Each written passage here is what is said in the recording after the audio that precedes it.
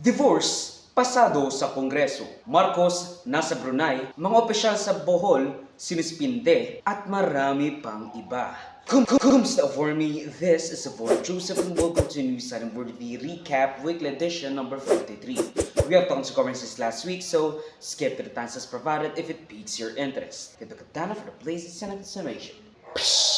Here is a page news commentary for your convenience. Divorce Bill, pasado sa HOR. Naipasa na sa ikatlo at huling pagbasa ang House Bill No. 9349 o an act reinstituting absolute divorce as an alternative mode for the dissolution of marriage or just absolute divorce bill kung wala ka ng oras, in a slight margin with 131 yes votes, 109 no votes, at 20 abstentions. Because you can just say, yung 20 abstentions could just also be they didn't want to kind of outright say that they don't vote or they won't vote for a divorce, but that's kind of effectively what has been doing. This measure would see to it na palawakin at bigyan pa ng maraming alternatibong ruta ang mga mag-asawang may hidwaan na irreconcilable na or hindi na nila ma-fix pa na ipawalang bisa ang kanilang kasal by divorce. Maalala nating tanging Pilipinas at Vatican City lang ang hindi nagpapahintulot ng divorce. The Philippines and Vatican don't subscribe to this legal marriage dissolution solution. Which is why you need to subscribe to my channel to be kept up to date sa mga Philippine news happenings, considering probably 100% of you are not subscribed to this channel dahil marami nga akong views, as you can see, at least the past few weeks. And I even crossed the 1,000 hour mark for the 365 days, 1,000 hour watch time. Pero my watch retention is a bit lacking, so watch until the end of the video kasi marami pa tayong itatalakay katulad ng yung si Donald Trump na kasuhan or convicted na siya ng 34 cases of falsifying business records sa New York to pay some porn star to keep her mouth shut. Pero yun na nga, watch until the end of the video kasi marami pa tayong tatalakay ng national at international news. Just what I said earlier. So be a dear, subscribe, or else. Now, aside from the fact that more religious, extremist, autocratic, theocratic, conservative countries have legalized divorce, magtataka ka na lang dahil in all realities, Pilipinas na lang ang totoong bansa sa buong mundo na by all definitions, assuming yung definition mo is that it's a UN-recognized country, ang hindi pa rin nag-legalize ng divorce as a solution to dissolve a marriage. Kasi yung Vatican City, hindi naman yung totoong country. It's just a recognized state, which is, of course, a country. Pero, come on dude, hindi siya totoong country. It's just a theocratic state of a non-hereditary absolute monarchy. So, you know that. Did you know that the Pope is also the king of the Vatican City? Pero yun na nga, sabi nga ni na Representative Ed Selagman and Juliet Ferrer in their explanatory note na kanilang binigay back in June 30, 2022, nung una nilang, or at least nung previously nilang hinain yung act of instituting divorce as a mode or alternative mode to dissolve a marriage, na bagmat ating tinitignan ang pagkasal as a wonderful thing, as one of the happiest days ng couples na yun, ng dalawang or ng isang mag-asawa, pledging lifelong commitment to one another. Kahit gaano kayo kasaya nung pumasok kayo sa union at nag-abala kayong pumirma at nagpalit-palit pa nga kayo ng pangalan ng di ba, yung sa emergency contact ng lalaki, nagpalit ng sa mga legal records ng babae at pumirma sa mga legal documents, as I said earlier, may mga pagkakataon na maaaring mag-breakdown ang inyong union bilang mag-asawa through numerous irreconcilable differences despite repeated numerous efforts para maisalba ang dating pagsasama, mabalik ang tamis ng kamatis. What am I saying? And this is an issue of women's rights to escape loveless, unhappy, and abusive marriages. And this is me saying it kasi I know that in the future, if I do become a freaking politician, I'd probably I'd probably have many loveless marriage, or at least marriages that have been broken. I don't wanna fucking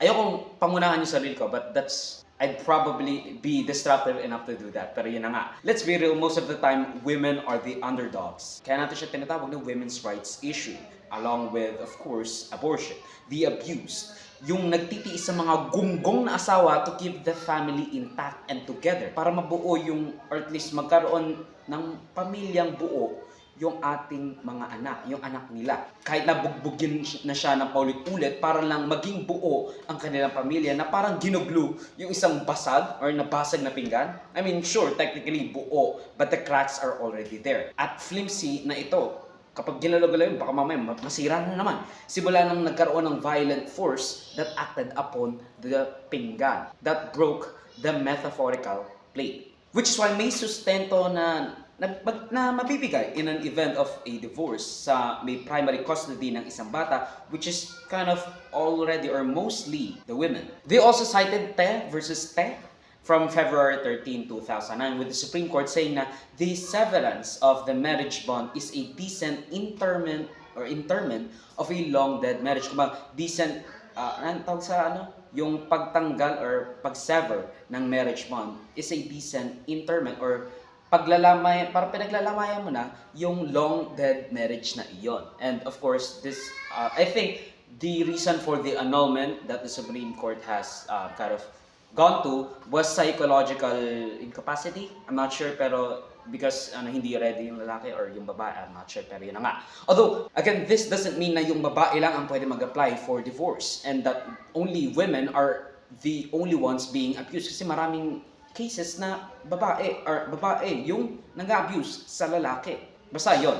We don't want to underscore issues plaguing men's rights too. But let's be real, women are usually forced to be financially independent sa lalaki while they're taking care of the baby na dependent sa kanilang care. Kasi nga yung bata, and again, the gender pay gap where sa Pilipinas, kada piso na nakukuha ng lalaki, kada pisong nakukuha ng lalaki, 82 cents ang nakukuha ng babae, which is an increase of 2 cents from 2002. So, imaginein mo na lang na napaka-unfair nun na ang makukuha na lang ng lalaki 18 cents. Nasaan yung 18 cents? Bakit kinukuha ng babae yung 82 cents, di ba? Pero kidding aside, it's still a pretty good gender pay gap according to the Philippine Institute for Development Studies and according to the World Economic Forum ni Schwartz. Is he Schwartz? Pero yun na nga. Pang 19 tayo, which is incredibly high, lalo na sa Asia. Kumbaga, in all honesty, napakaliit ng ating gender pay gap. Kahit na in all realities, the only good gender pay gap is 0 cent pay gap dahil nga, syempre, ang ginagawa ng babae are the same. Same work, same hours, same product. I mean, the patriarchy. Come on!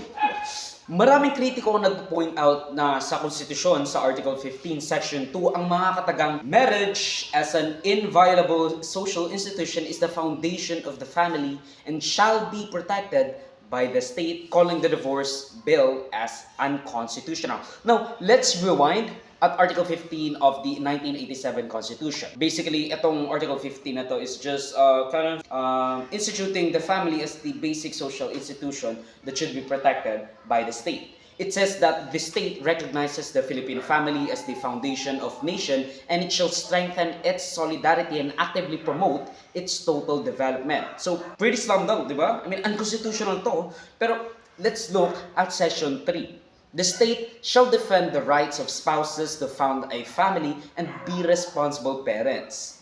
The rights of children to assistance sa isang makatarungang buhay and protection from all forms of neglect, abuse, cruelty, exploitation, at marami pang iba. The state should also defend the right of the family to a living wage and income, to participate in the planning and implementation of policies affecting them, and that they should care for its elderly members through social security and safety nets. So as you can see, I don't think the Filipino people actually looked at the Article 15 of this of the 1987 Constitution kasi maraming na-violate or maraming hindi na-ensure yung state na mga karapatan ng pamilya at basically ng tao. Pero again, let's rewind to marriage as an inviolable social institution is the foundation of the family and shall be protected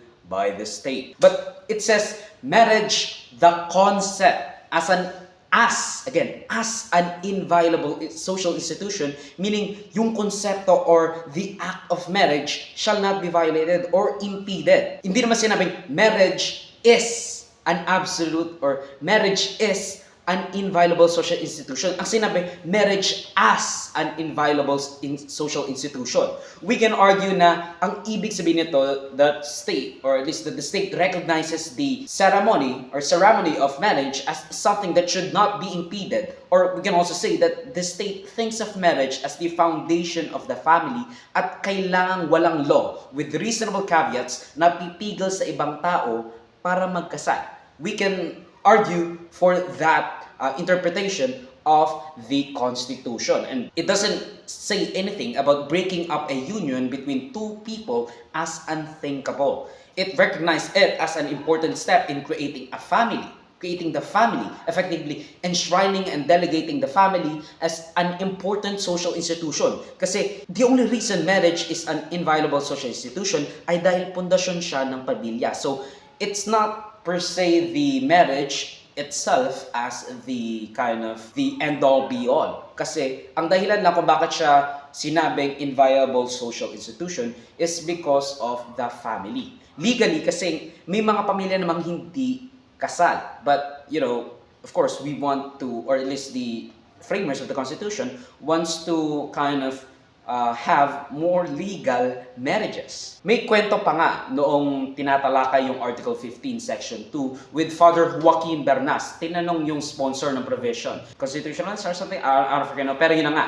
Tinanong niya yung sponsor ng provision, basta tinanong niya yung sponsor ng provision na si Commissioner Chito Gascon kung does this prohibit or even just discourage absolute divorce? At ang sagot niya, plainly, no. Yung framer mismo, we have the incredible, unique situation kung saan we already have the former or the framer of the Constitution provision to outright say na this thing doesn't discourage divorce. This thing doesn't discourage a particular bill that would be or that could be passed. And sa mga nagsasabing, oh, well, I have my religious views. Ayaw namin ng divorce. We've been married for billions of years, freaking boomers. And we don't agree to divorce. Well, don't get one. Hindi ka naman pinipilit. Kung ganoon yung interpretation mo sa holy books mo, sa freaking Torah, Quran, or whatever, kung ganoon din ang interpretation mo sa holy books mo, na by the way, hindi mo naman binabasa, then don't. Hindi ka pinipilit. Hindi porque ayaw mo kasi we're a Catholic nation. Well, so is Brazil. So is China too, by numbers. 44 million Christians, 6 million Catholics. Pero they have divorce as an alternative solution, dissolving marriage, because again,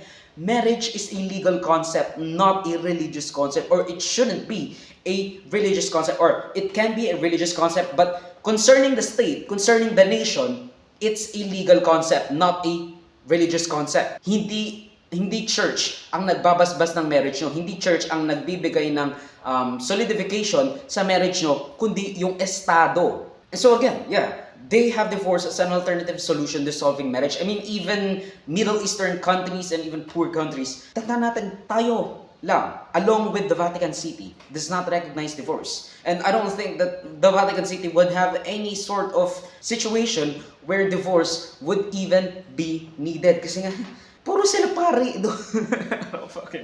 Why are you all so freaking... I don't get it. Pero yun na nga, napaka-idolatric dogmatic nyo sa religious views nyo. Pero the fact of the matter is that hindi naman kayo practicing. Kayo yung pinakamalaking grupo ng Kristiyano, ng Katoliko. Yung mga hindi uma-attend. Yun nga yung sabi ni Dwight Schrute. Pero yun na nga. The church does not have a monopoly on marriage kasi it predates Islam, Christianity, and even Judaism, and many more. Don't worry, yung mga nagpapakasal sa both sa church at sa law, well, those are different. If the church does not recognize divorce as implemented by the state, kasal na rin kayo as long as the church is concerned. They're yours to abuse. Separation of church and state tayo, mga bes. Just that is enough. Separation of church and state tayo, mga bes. Now, it's in the Constitution. And if yung mga pare gustong magtatalak-talak, mga religious leaders gustong magtatalak-talak, evangelist, televangelist, well, tignan natin kung makakasurvive kayo. Or at least, magkakaroon kayo ng mas malaki pang impluensya kung magkakatotoo nga yung separation of church and state. Dahil masyado kayong pumapapil. Ha? Tandaan yan. Masyado kayong pumapapil that you don't even have to kind of be or at least elected to a position kasi yung influensya nyo napakalaki na. Nag-endorso kayo ng mga kandidato that gives you an outsized influence in local, regional, and national politics. How is that separation? Pero sure, I understand that when the Constitution says the separation of church and state shall be inviolable, it pertains to different stuff. Ang sinasabi lang naman sa separation of church and state shall be inviolable is all about us not receding to a theocracy. Kung saan ang mga pare, friar, obispo, kardinal, ang nakaupo sa pwesto, unelected, and that no law shall be made to favor or prejudice a religion. Freedom of religion too. Kasi kung dominant ang isa, there will be some law that may be made to, again, favor or prejudice a religious group, but it also applies na you can associate yourself with any religion and also with none. You have a freedom from religion and its influence in a civilized democratic state, which is why meron nga tayong separation of church and state. And since we're here naman na, how about we tax your property holdings? Just to, get it, because, that's where that's where tons of your money or your net worth is from. That doesn't really mean anything with regards to the separation of church and state. And if anything, it kind of violates it kasi you're giving them tax breaks. You're not taxing those that, hold property holdings or that have property holdings. Kasi, again, they're still a citizen of the Philippines. If they don't pay taxes for their property, because Georgism and all that stuff, it's favorable to a religion or sect or whatever. It's favorable to the religion or favorable to, I guess, many religion. Kung ako, if I'm an atheist, tapos ako hindi ako makakuha ng tax break or hindi natataksan yung ang aking amilyar, the tax system would be favorable to a religion or a sect. How is that separation of church and state? Di ba? Kung may outsized influence kayo sa political, economical, at social state ng sangkatauhan ng ating bansa, why not tax you all? Because that's how you maintain your influence. Yung pera nyo, or at least kaya kayo mayaman kasi hindi kayo tinataksan. How is that fair to us? By not taxing, we are giving them a favor. And kung ako gumawa ng isang relihiyon and they don't give me tax breaks, well, that's favoring a religion or disadvantaging a religion in prejudice for another religion's or pre-existing religion. Si Senadora Villar nga ang sabi, I have a very happy family life, so I'm not in favor of divorce. I mean, okay? Ano pa ko? Happy for your family. If not even a little envious kasi if I have a family worth billions of pesos and even dollars with a family ideologically aligned, controlling an outsized influence over PH politics na yung kasiyahan ko would mean depriving people of avenues to be happy themselves too. Napakaswerte naman ni Senadora sa pamilya niya, pero magiging swerte rin kayo if you subscribe to my channel. I don't know why I added that in the script, pero yun na nga. And doon naman sa nagsasabing, may annulment naman, bakit kailangan pa ng divorce? Kung halos parehas lang naman sila, well, kung halos parehas lang naman sila, bakit nagpuputok butchi mo? Bakit nagpuputok butchi mo sa divorce, sa pagpasa ng divorce? Because it is not similar in any way. They have different grounds for divorce. Sa annulment, you're making a marriage as if hindi siya nangyari. Nagiging null siya because of pre-existing conditions before the marriage and the vows even took place that was found after the fact. Either impotent, barren, walang person or walang parental consent ang isa or yung dalawa sa party is under 18, insanity o pagkabaliw, fraud, psychological incapacity, pinwersa ka, hindi mo alam nangyari, or hindi mo alam yung mga nangyayari, you can't consummate a marriage, intimidation, o may STD, yung pinakasalan mo. All of those are grounds for annulment. Pero those are only when pre-existing yung mga condition or situation when the marriage was institutionalized. Hindi nangyayari after the vow, or at least after the vows were spoken at naging legal na yung union na mag-asawa silang dalawa. Divorce is all about the marriage after the fact, after the vows have been spoken, after the documents have been signed, after the marriage took place. Yung mga nangyari nung nagsasama kayo from physical, psychological, and mental torture or abuse, bigamy, adultery, concubinage, at marami pang iba. I don't think bigamy pa rin nga. Ayan ang mga pwedeng maging grounds for divorce. A pretty wide range, but they're crucial kasi di ba nga sabi, hindi mo tunay na makikilala ang isang tao hanggat hindi mo pa siya nakakasama ng matagal. No matter how long you've been boyfriend, girlfriend, partners, fiancé-atex, you don't really know until, or at least you don't really know someone until you live with them. Kasi we put our best foot forward in front of our loved ones. That's not being disingenuous though I can argue that would constitute as fraud, which can be grounds for annulment. I don't know why I'm keeping on winking. We can also say na homosexuality is a pre-existing condition, or at least kasi people don't choose to be gay, but no one really knows, right? So you can just say, hey, I'm actually gay, so that's a pre-existing condition because no one chooses to be gay. So you can annul my marriage right now. Now, if you're pretending to legally get out of marriage, I guess you could argue that, but I don't think that will hold up in court, or unless we don't need divorce. Magkaiba ang divorce at annulment, with divorce concerning mostly only of what happened in the marriage, while annulment is what are the qualifying issues na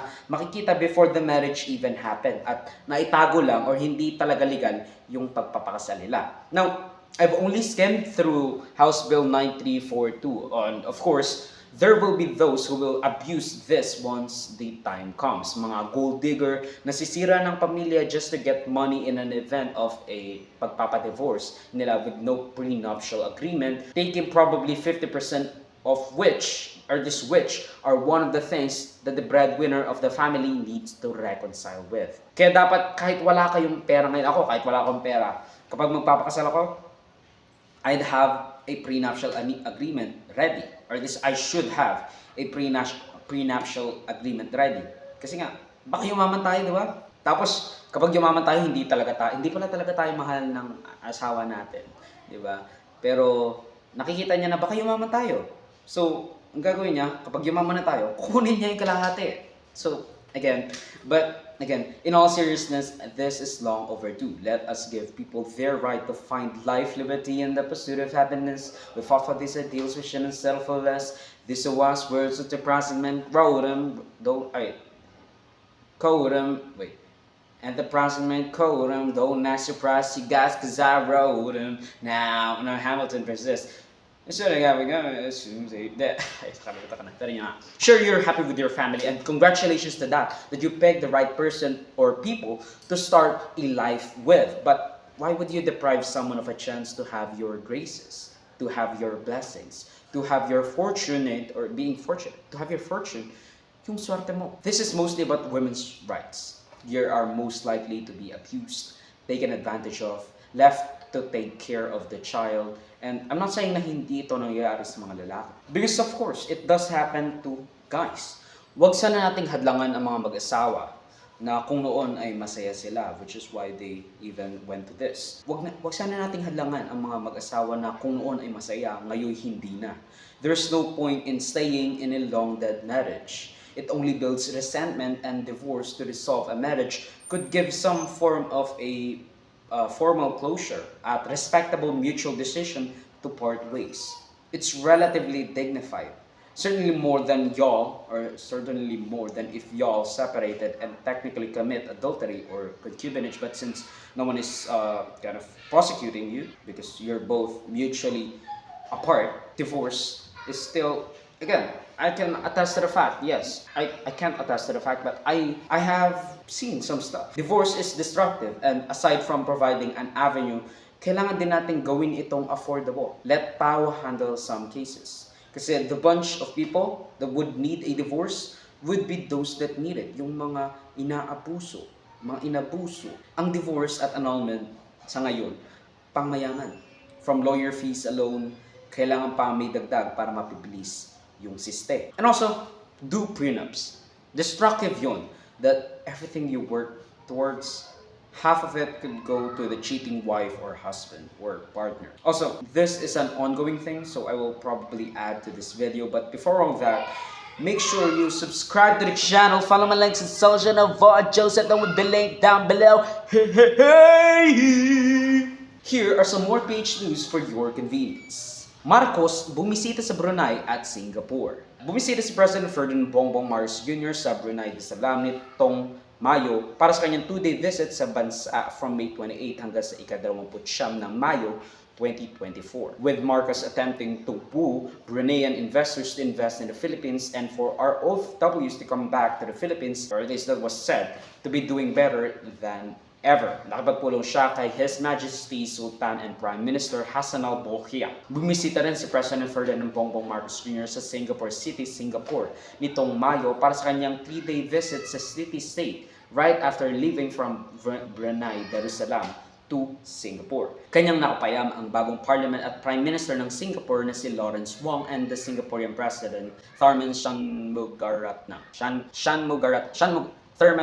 Singaporean President Tharman Shanmugaratnam, and many more, matapos siyang maging keynote speaker sa International Institute for Studies or Strategic Studies Shangri-La Dialogue on Asia's premier defense summit. Now, he did this for bilateral talks with economic, diplomatic, maritime, and food security cooperation ng tatlong bansa, I guess. Pero, again, it's mutual consideration and mutual cooperation. Mga opisyal ng Bohol, sinuspinde ng Ombudsman, the court responsible for prosecuting crimes committed by civil officials, na ang mahigit-60 mga opisyal ng Bohol patungkol sa kontrobersyal na resort na nag-viral due to a vlogger featuring the resort sa kalagitnaan ng ating UNESCO World Heritage Site na Holy or not Chocolate Hills. I don't know why I said that. Umani ng batikos sa mga opisyal at resort owners sa pagbabalahuran ng ating mga natural wonders with investigations showing na wala silang permit for environmental compliance certificate. So why did they have building permit and all that stuff, occupancy things, and Eddie Garcia Law nilagdaan na ni President Ferdinand Marcos Jr. ang Republic Act number 11996 o Eddie Garcia Law na may misyong protektahan ang kalidad ng working environment, conditions at welfare ng mga manggagawa sa industriya ng pelikula at telebisyon, katulad ng pag-implementa ng working hours, sahod, benepisyo tulad ng social security at welfare services at marami pang iba. Pinoprotektahan nito ang kapakanan ng ating mga manggagawa sa industriya ng media nang sila'y magkaroon ng makatarungang buhay at pagtatrabaho. Do it across the board. Ginawa ang RA 11996 bilang tributo sa namayapang betekang aktor na si Eddie Garcia na namatay sa kanyang injuries na na-incur habang nasa shooting sa isang TV show matapos madapa over loose cables sa set noong 2019. Here is a global/international news for your convenience.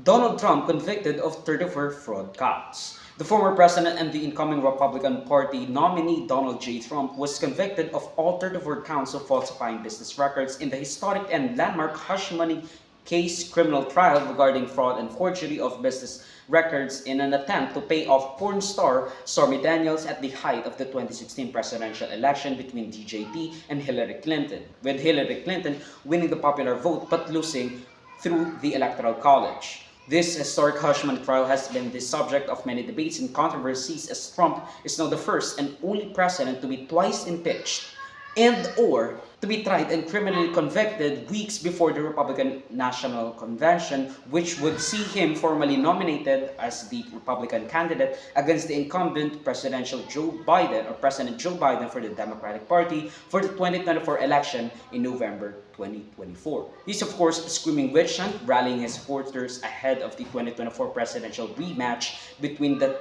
two septuagenarians or octogenarians na, I think, I'm not sure, and the incumbent later this year. At yan ang pagtatapos ng news and worthy recap weekly edition for roughly the 4th week of May. 4th week? I'm not sure. 2024. Most searches more topics center corrections to balitas if you feel I'm misrepresenting them in any way. Salamat sa panonood mga kabayang of War. Like, subscribe, and follow my links sa socials and of War Joseph that would be linked down below. Sa susunod muli,